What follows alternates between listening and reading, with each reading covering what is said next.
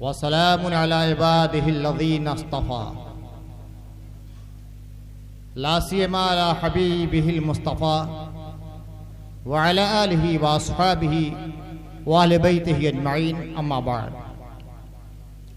फ़क़द क़ाल अल्लाहु तबारक व तआला फ़िल क़ुरानिल मजीद अऊज़ु बिल्लाहि मिनश शैतानिर रजीम बिस्मिल्लाहिर रहमानिर रहीम इन्नद्दीन इंदल्लाहिल इस्लाम सदक़ल्लाहुल अलीयुल अज़ीम। नक़ीब इजलास,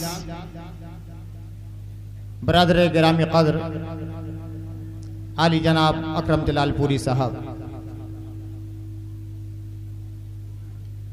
शोराए मोहतरम, मद्दाहान बारगाह मुस्तफ़ाविया,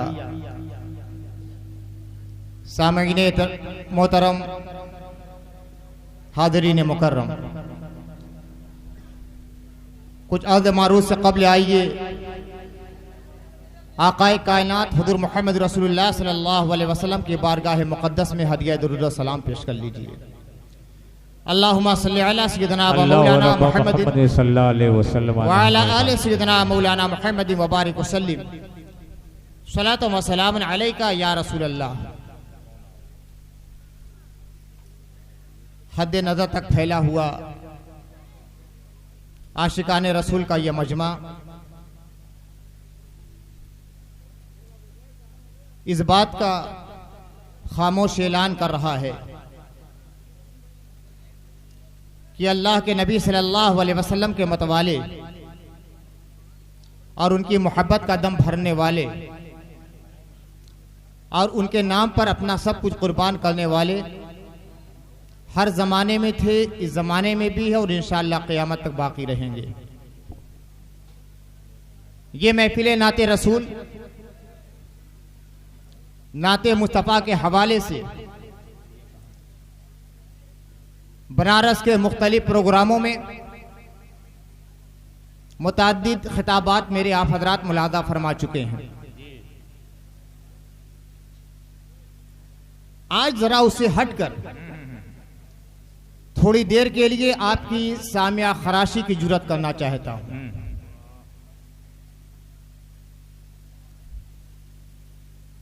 इसलिए कि इस जमाने में प्रिंट मीडिया के जरिया और इलेक्ट्रॉनिक मीडिया के जरिया और इस्लाम दुश्मनाना के खिताबात और तक़रीरों के जरिया इस बात को बार बार दोहराया जा रहा है कि हिंदुस्तान में मुसलमान हमला आवर की हैसियत से आए हैं और आज भारत में इनके लिए कोई मकाम व मर्तबा नहीं।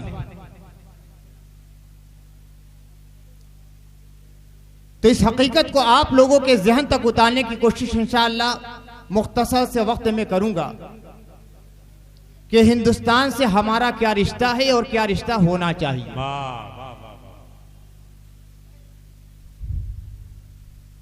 हिंदुस्तान वो सरजमीन है जिससे हर मुसलमान का सबसे कदीम रिश्ता है। हिंदुस्तान में इस्लाम कब आया? आम मुअर्रिखीन तो ये लिख देते हैं कि आधे सहाबा में, आधे खुलफाए राशिदीन में आया, लेकिन तफाहुस की निगाह से देखा जाए और फिक्र और तहकीक को मायले परवास किया जाए तो यह हकीकत आईने की तरह हमारे सामने मुबरहन हो जाती है कि सबसे पहले रुए जमीन पर हिंदुस्तान ही में इस्लाम आया है। वाह वाह वाह वाह वाह, सुभान अल्लाह। पूरी दुनिया में वाह वाह वाह वाह, हिंदुस्तान में सबसे पहले इस्लाम का चिराग रोशन हुआ है। इसलिए कि अल्लाह ताला ने हजरत आदम अलैहिस्सलाम को जब जन्नत से उतारा है तो इस मुत्तहिदा हिंदुस्तान की सरजमीन पर उतारा है। बेशक बेशक। ये और आज बात है कि तकसीम के बाद वो खित्ते जमीन श्रीलंका में पहुंच गई। तो हिंदुस्तान वो मुकद्दस सरजमीन है, हिंदुस्तान वो रूहानी मुल्क है, कि हजरत आदम अलैहिस्सलाम सबसे पहले इसी हिंदुस्तान में कदम रंजा फरमाते हैं। बेशक। यानी नबुवत का चिराग सबसे पहले रोशन हुआ है तो हिंदुस्तान में रोशन हुआ। सुभान अल्लाह। पूरी दुनिया में कोई सरजमीन अगर दारुल नबुवा सबसे पहले बनी है तो सरजमीन हिंद है। जिंदाबाद जिंदाबाद। सुभान अल्लाह। दारुल खिलाफा सबसे पहला कोई है तो सरजमीन हिंद है। इसलिए कि हजरत आदम अलैहिस्सलाम को अल्लाह ताला ने अपना खलीफा बना के दुनिया में भेजा। बेशक बेशक। इन्नी जाइलुन फिल अर्द खलीफा, मैं जमीन में अपना खलीफा बनाने वाला हूं। तो अल्लाह ताला ने हजरत आदम अलैहिस्सलाम को अपना खलीफा बना के भेजा। तो जिस सरजमीन पे भेजा है खलीफा बना के तो उसी सरजमीन का नाम है हिंदुस्तान। सुभान अल्लाह सुभान अल्लाह। हजरत आदम अलैहिस्सलाम जब हिंदुस्तान में तशरीफ लाए तो आपकी पेशानी से नूरे मोहम्मदी होएदा था। तो पूरी दुनिया में सबसे पहले नूरे नबुवत का इनकास हुआ और नूरे मोहम्मदी का इनकास हुआ है तो वो हिंदुस्तान की सरजमीन है। सुभान अल्लाह सुभान अल्लाह सुभान अल्लाह। तारीख तबरी में है कि हजरत आदम अलैहिस्सलाम जब दुनिया में आए यानी हिंदुस्तान की सरजमीन पे कदम रखा तो हजरत जिब्रील अलैहिस्सलाम आए और कहा कि आए हजरत आदम आप कहिए अशहदु अल्ला इलाहा इल्लल्लाह। सुभान अल्लाह। हजरत आदम अलैहिस्सलाम ने कहा अशहदु अल्ला इलाहा इल्लल्लाह। तो खुदा की वहदानियत का सबसे पहले जिस सरजमीन पे कलमा पढ़ा गया है वो हिंदुस्तान की सरजमीन। सुभान अल्लाह सुभान अल्लाह। फिर उसके बाद हजरत जिब्रील ने कहा कि ये अशहदु अन्ना मुहम्मद रसूलुल्लाह। हजरत आदम ने कहा कि ये मोहम्मद कौन है? तो कहा कि मोहम्मद वो है कि अगर वो ना होते तो आपको भी पैदा ना किया जाता। तो हजरत आदम अलैहिस्सलाम ने कहा अशहदु अन्ना मुहम्मद रसूलुल्लाह। हुजूर की नबुवत का सबसे पहले जहां कलमा पढ़ा गया है वो हिंदुस्तान की सरजमीन। सुभान अल्लाह। नारे तकबीर, नारे रिसालत। अब हिंदुस्तान की तारीख देखते जाइए। सबसे पहला दारुल नबुवा हिंदुस्तान, सबसे पहला दारुल खिलाफत हिंदुस्तान, सबसे पहले जहां नबी का कदम पड़ा है वो हिंदुस्तान, सबसे पहले खुदा की उलूहियत का जहां ऐलान हुआ है वो हिंदुस्तान, सबसे पहले जिस सरजमीन पर नूरे नबी का इनकास हुआ है वो हिंदुस्तान, सबसे पहले नबी की नबुवत का कलमा जहां पढ़ा गया है वो हिंदुस्तान। सुभान अल्लाह सुभान अल्लाह। हजरत मौलाए कायनात इरशाद फरमाते हैं कि जब हजरत आदम अलैहिस्सलाम जन्नत से तशरीफ लाए तो अपने साथ जन्नत के दरख्त की शाखें लेकर आए और सरजमीन हिंद पे लगा दिया। सुभान अल्लाह। तो यहाँ दरख्त होगा और उसी दरख्त की शाखें हिजाज में पहुंची और शाम में पहुंची। और तफसीरों के और तारीखों के मुताले से पता चलता है कि यही दरख्त जो जन्नती शाख से हजरत आदम अलैहिस्सलाम ने तैयार किया था, इसी दरख्त से हजरत नूह अलैहिस्सलाम की कश्ती बनी है। और ऐसी कश्ती बन गई कि इमारतें ढह गई, महल्ला जमींबोस हो गए, पहाड़ों की चोटियां सरनगू हो गई, इंसानी बस्ती तबाह बर्बाद हो गई। मगर थपेड़ों तलातुमों में, तूफानों के मद्दोजर में ये कश्ती सही सलामत रही। और यही नहीं कि ये कश्ती सही सलामत रही, मर रखे बाले यहाँ न जा। जो भी इस कश्ती पे सवार हो गया निजात पा गया, जो कश्ती पे सवार हो गया बच गया, जो कश्ती पे सवार हो गया तबाही बर्बादी से महफूज रहा। तो ऐसी कश्ती जो जन्नती दरख्त से बनाई गई, वो जन्नती दरख्त कहीं आया था तो वो हिंदुस्तान की सरजमीन है। सुभान अल्लाह सुभान अल्लाह। और फिर तारीख तबरी में यह भी लिखा है कि हजरत मूसा अलैहिस्सलाम का वो असा जिन्होंने सारे जादूगरों के सांपों को निगल लिया था, वो असा इसी दरख्त से बना था। अब समझिए कि हिंदुस्तान की तारीख क्या है।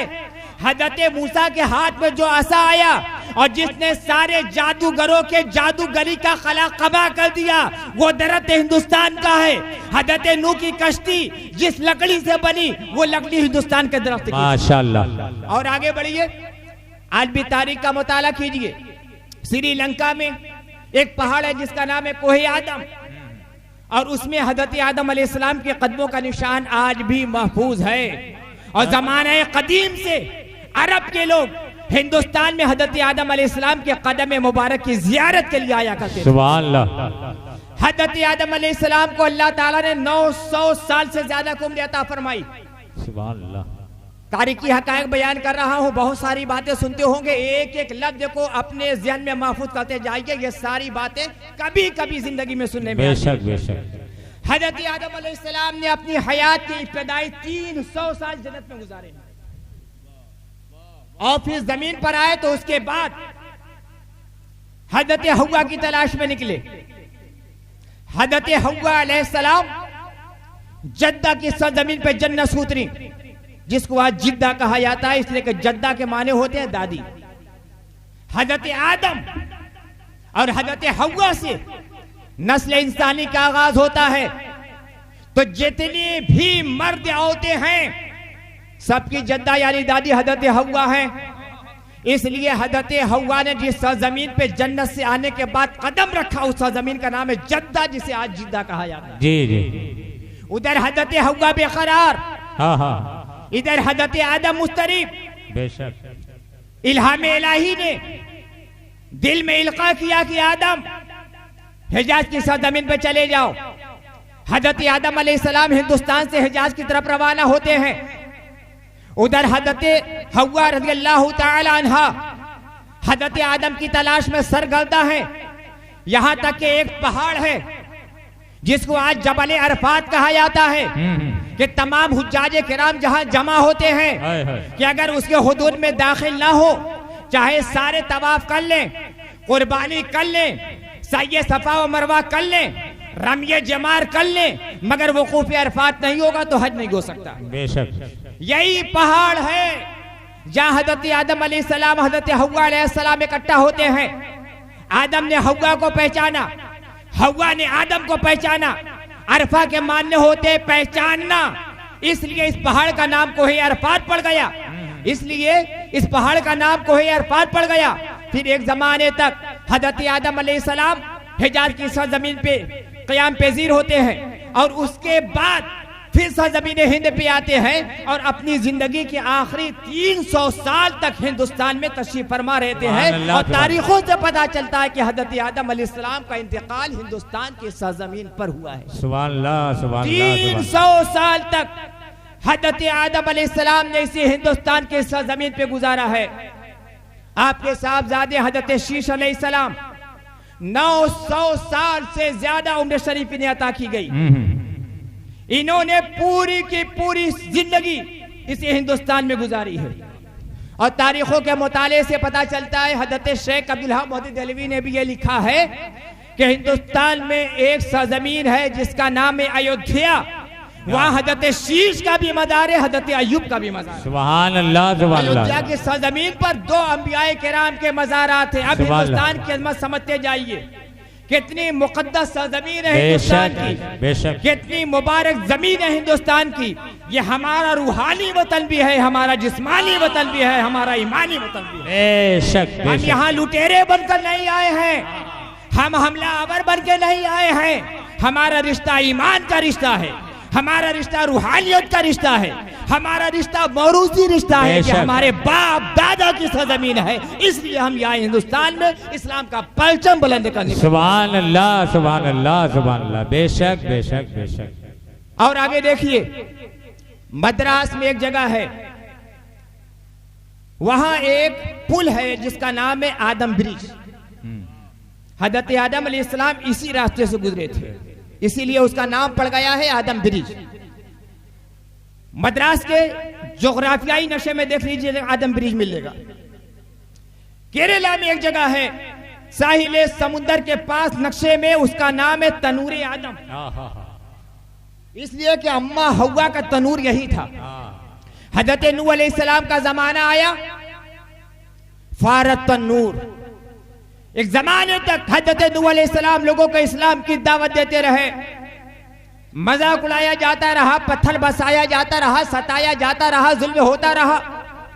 हजरत आदम अलैहिस्सलाम इस्लाम की तबलीग करते रहे, बार बार इरशाद होता रहा, अय्युहन्नास क़ूलू ला इलाहा इल्लल्लाह तुफ़्लिहू, ऐ लोगों ला इलाहा इल्लल्लाह कह दो, कामयाबी की जमानत दे रहा हूं। तुम्हारा खुदा एक है, तुम्हारा रब एक है, तुम्हारा परवरदिगार एक है, तुम्हारा माबूद एक है, तुम्हारा मौजूद एक है, तुम्हारा रब एक है, तुम्हारा खुदा एक है, एक के अलावा कोई खुदा नहीं। कितनी पाकीदा तालीम थी, मगर जवाब में क्या कहा गया? उन्हें सताया जाने लगा, उन्हें मारा जाने लगा, पत्थर बरसाए जाते थे, मजाक उड़ाया जाता था, गला घुटा जाता था। कोई ढकेल रहा है, कोई पत्थर बरसा रहा है, कोई कोड़े मार रहा है, कोई मजाक उड़ा रहा है, कोई गालियां दे रहा है। इतना सताया गया, इतना सताया गया कि मुस्तजाबुन दावत नबी हजरत नूह अलैहिस्सलाम ने अपने खुदा की बारगाह में दस्ते दुआ दराज करते हुए ये बद्दुआ कर दी, मौला जमीन पे पूरी दुनिया में किसी काफिर को मत छोड़, सबको अपने अजाब में गिरफ्तार कर ले। अजाब आया, आलमगीर अजाब, आसमान के बादल फट गए, जमीन ने अपना सीना चाक कर दिया, जमीन से भी पानी उबल रहा है, आसमान से भी पानी बरस रहा है। दिन गुजर गया, रात गुजर गई, सुबह गुजर गई, शाम गुजर गई, बारिश पे बारिश, बारिश पे बारिश, बारिश पे बारिश, हर तरफ नदी नाले का समा है। वो महल गिर रहा है, वो कला जमीन बोस हो रहा है, वो मकान ढह गया है। इधर से चीखने की आवाज आ रही है, उधर से नालो बुका हो रही है। मगर हजरत इब्राहिम, हजरत नूह अलैहिस्सलाम ने कह दिया था कि पहले जिसने तौबा कर लिया है वही बचेगा, और जो ताइब नहीं होगा वो बचने वाला नहीं है। हजरत नूह अलैहिस्सलाम उसी जमाने में कश्ती बना रहे थे, और वो कश्ती किस लकड़ी की थी मैं बयान कर चुका। अब जब हजरत नूह अलैहिस्सलाम कश्ती बना रहे हैं, कौम के लोग आ रहे हैं, मजाक उड़ा रहे हैं, ऐ नूह ये कश्ती किस लिए बना रहे हो? यहाँ ना करीब में समुंदर है, ना नदी है, ना नहर है, ना दरिया है, कहाँ चलाओगे? कोई कहता था इसे रस्सी से खींच कर चलाएंगे खुशकी पर, कोई कहता था बैली से घसीटेंगे, यानी मजाक उड़ाया जाता था।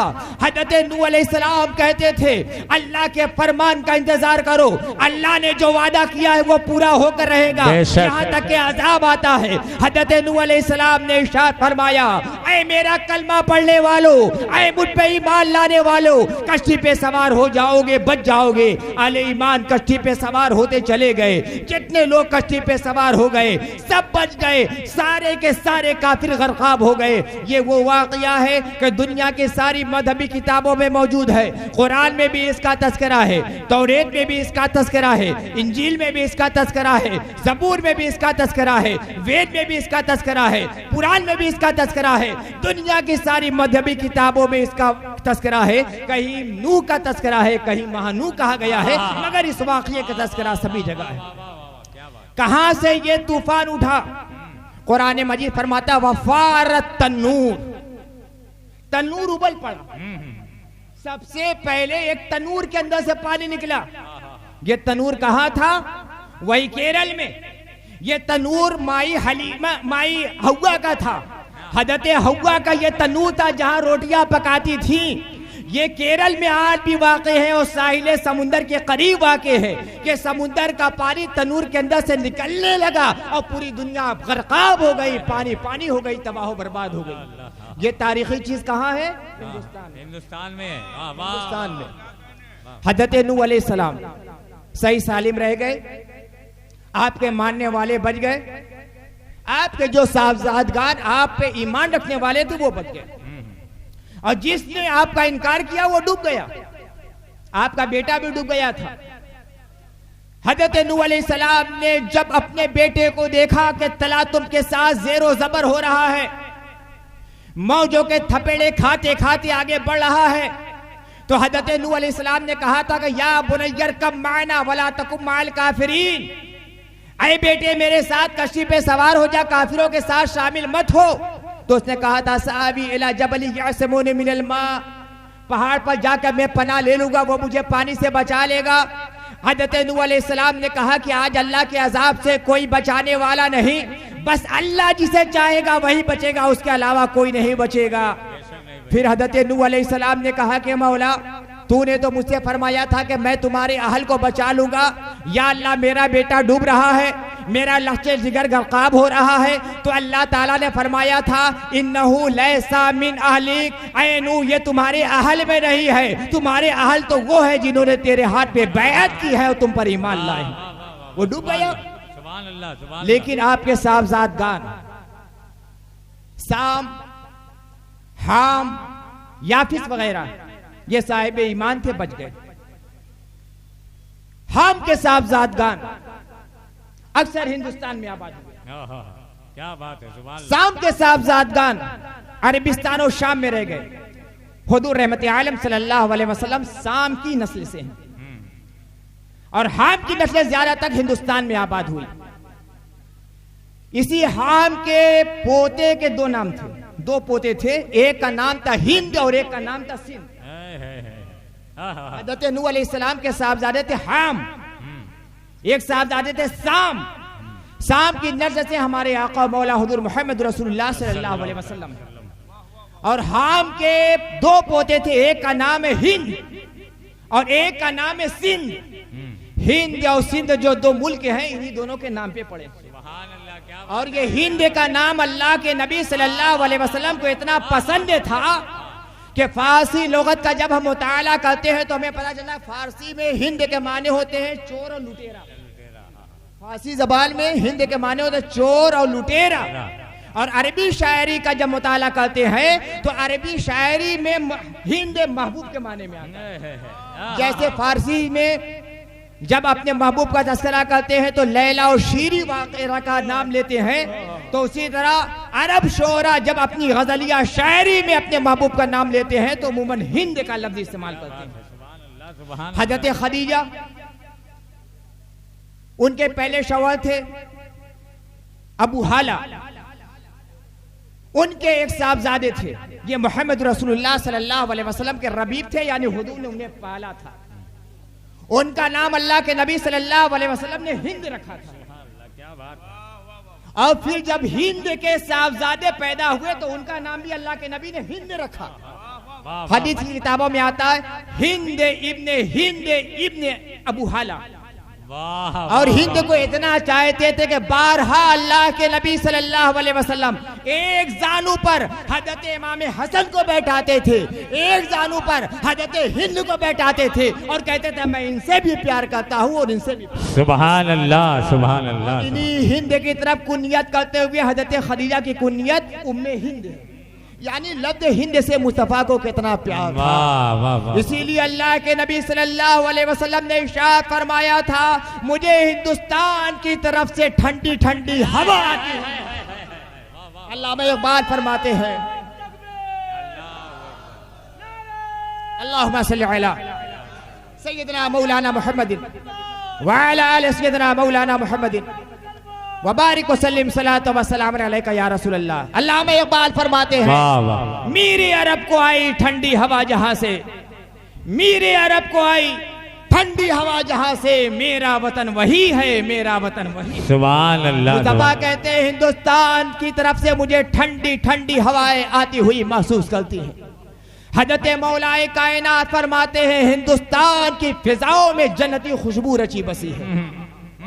हजरत इमाम हुसैन अलैहिस्सलाम जब करबला में पहुंचे, खून ने उन्हें घेर लिया, तो उन्होंने आखिर में यह कहा था कि 3 बातें तुम्हारे सामने पेश कर रहा हूं, उनमें से किसी एक को कबूल कर लो। कहा कि इरशाद हो। हजरत इमाम आली मकाम ने कहा या तो मुझे मदीने जाने दिया जाए या मुझे यजीद के पास ले चलो कि डायरेक्ट मैं उससे मुबाहिसा और गुफ्तगू करना चाहता हूं, या मुझे सरजमीन हिंद जाने दिया जाए। क्या बात है, क्या बात है। सोचिए कि हिंदुस्तान कितना प्यारा था। हमारे मुस्तफा ने कहा हिंदुस्तान की तरफ से ठंडी हवाएं आती हुई महसूस होती है।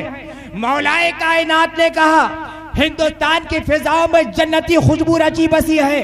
इमाम हुसैन ने कहा मुझे हिंदुस्तान जाने दिया जाए। वो जानते थे हमारे लिए गहवार है, अमन है। वो जानते थे मेरे जद्दे बुजुर्गवार का मौतन है। वो जानते थे मेरे नाना के नूर का सबसे पहला निकास हिंदुस्तान के ज़मीन पे हुआ है। वो जानते थे हिंदुस्तान में सबसे पहले उलूहियत का कलमा पढ़ा गया है। वो जानते थे मेरे नबी की रिसालत का सबसे पहले नगमा हिंदुस्तान की सरजमीन पे बुलंद हुआ है। इसलिए फरमाया मुझे हिंदुस्तान जाने। सुभान अल्लाह, सुभान अल्लाह। सिलसिला और आगे बढ़ता है। अल्लाह के नबी सल्लल्लाहु अलैहि वसल्लम फरमाते हैं, सुनन ने सही में रिवायत है कि आका सल्लल्लाहु अलैहि वसल्लम ने इरशाद फरमाया है, दो जमातें हैं कि अल्लाह ताला जिन्हें जहन्नम से महफूज फरमाएगा, नारे दोज़ख से महफूज फरमाएगा।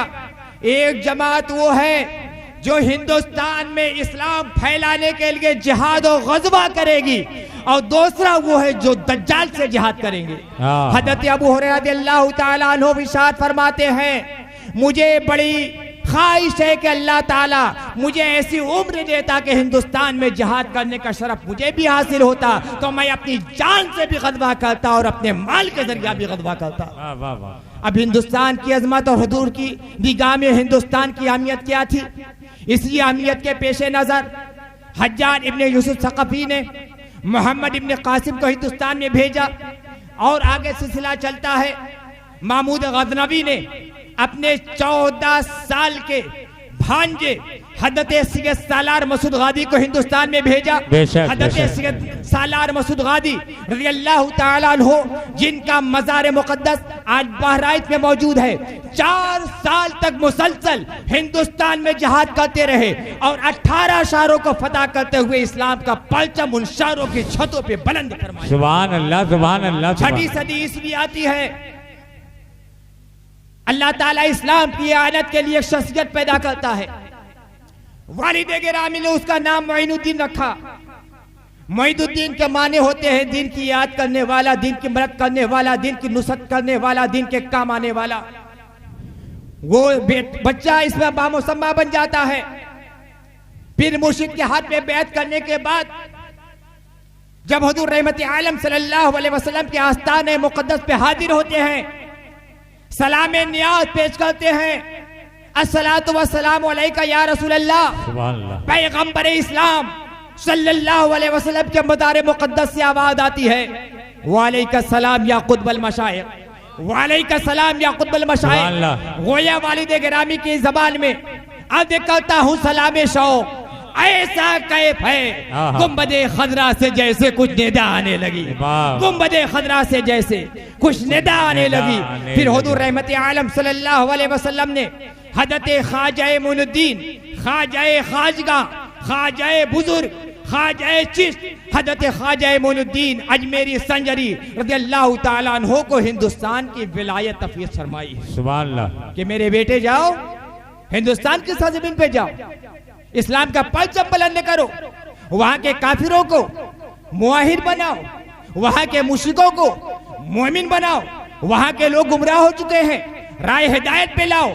हजरत ख्वाजा गरीब नवाज मदीना मुनव्वरा से हिंदुस्तान की सरजमीन पे तशरीफ लाते हैं। हुजूर रहमत आलम की दुआएं आपके साथ हैं, आले बैते किराम की निगाहे तवज्जो आपके साथ है, खुदा का करम आपके साथ है, गुंबदे खदरा की रहमतें आपके साथ है, काबा की तजल्लियां आपके साथ है, सहाबा की निगाहें आपके साथ है। दुआओं के फैज़ में, रहमतों के फैज़ में, करम के फैज़ में हज़रत ख्वाजा गरीब नवाज हिंदुस्तान में आते हैं और ये आलम होता है कि उशाक मुस्तफा के जिधर से गुजर गए, आंखें मिलाई और मुसलमान कर गए। जिस बस्ती से गुजरे बस्ती को मुसलमान कर दिया, जिस शहर से गुजरे शहर को मुसलमान कर दिया, जिस इलाके में गए पूरा इलाका मुसलमान हो गया। और आलम ये हो गया कि लगता था कि दरो दीवार पढ़ रहे हैं ला इलाहा इल्लल्लाह मुहम्मद रसूलुल्लाह, दरिया की लहरें कह रही हैं ला इलाहा इल्लल्लाह मुहम्मद रसूलुल्लाह, फिजाएं पुकार रही है ला इलाहा इल्लल्लाह मुहम्मद रसूलुल्लाह। इस्लाम का परचम बुलंद करने वाले इस्लाम का परचम बुलंद करते रहे। ख्वाजा गरीब नवाज ने, ख्वाजा कुतुबुद्दीन बख्तियार काकी ने, ख्वाजा बाबा फरीद ने, ख्वाजा महबूब इलाही ने, कुतुबुद्दीन नसीर चिरागे दिल्ली ने, ख्वाजा बंदा शहदा नवाज यसू दराज ने, मखदूम अशरफ समनानी ने, मखदूम बिहारी ने, दीगर औलिया अल्लाह ने इस्लाम का परचम हिंदुस्तान में बुलंद किया है। तो इस्लाम हिंदुस्तान में बादशाहों के जरिया नहीं फैला है, हिंदुस्तान में इस्लाम फातिहीन के जरिया नहीं फैला है, हिंदुस्तान में इस्लाम सूफियाए किराम ने फैलाया है, औलियाए किराम ने फैलाया है। हिंदुस्तान में इस्लाम मोहब्बत के जरिया फैला है, प्यार के जरिया फैला है, मसावात के जरिया फैला है, और रसूलुल्लाह के किरदार के जरिया फैला है, कुरान की तालीमात के जरिया फैला है। मेरे अजीजों, मेरे बुजुर्गों, ये समझ लो कि जहाँ जहाँ इस्लाम फैला है मोहब्बत और यगानगत के जरिया फैला है, उखुवत और इखलास के जरिया फैला है, और क़यामत तक इस्लाम फैलता रहेगा। तो इसी मोहब्बत के जरिया फैलता रहेगा। हिंदुस्तान में इस्लाम फैलाना यह हमारा फर्ज अव्वली है। यह हज़रत आदम की सरजमीन है, यह रसूलुल्लाह की सरजमीन है, यह ख्वाजा गरीब नवाज की सरजमीन है, ख्वाजा कुतुबुद्दीन बख्तियार काकी की सरजमीन है, महबूब इलाही की सरजमीन है। इस सरजमीन पर इनके मिशन को आगे बढ़ाना यह हमारा और आपका फरीजा है। अल्लाह ताला हमें और तमाम इंसानों को, तमाम मुसलमानों को तौफीक अता फरमाए कि औलिया अल्लाह ने हिंदुस्तान के सरजमीन पर दावत इस्लामी का जो चिराग रोशन किया था, उस चिराग की लौ को हम अपने खून जिगर के जरिया तेज से तेज तर करते रहें और इस्लाम की ताबनाकी से पूरी दुनिया को मुनव्वर करते रहें, मुजल्ला करते रहें, मुसफ़ा करते रहें। व आखिर दावाना अल्हम्दुलिल्लाहि रब्बिल आलमीन।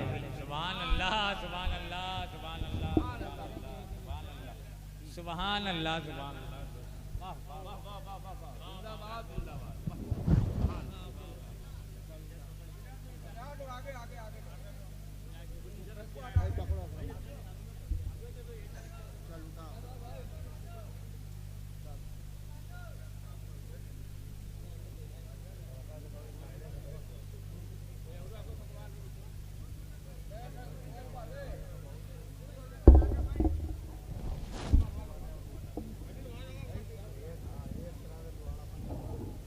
सुभान अल्लाह, सुभान अल्लाह, माशाअल्लाह, माशाअल्लाह।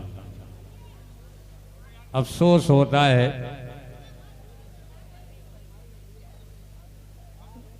इसलिए अफसोस होता है कि बहुत कम वक्त ऐसी तकरीर के लिए मिलता है जिसको सुनने के लिए मुतमईन होकर लोग फर्श मोहब्बत पर बैठे रहते हैं, और वो तकरीर जो दिल को छू जाए वो वाकई कभी कभी होती। इधर उधर